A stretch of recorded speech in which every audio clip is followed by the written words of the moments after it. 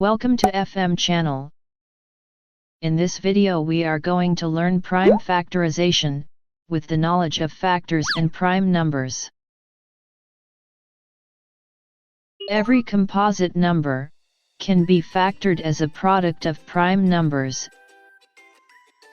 Composite number are number that has a factor of its own and other numbers too.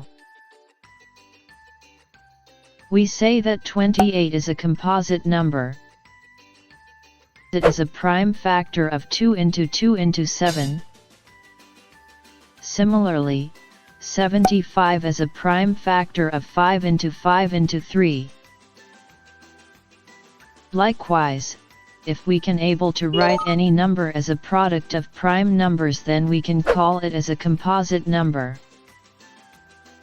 The method of splitting a composite numbers, as a product of prime numbers, is known as prime factorization.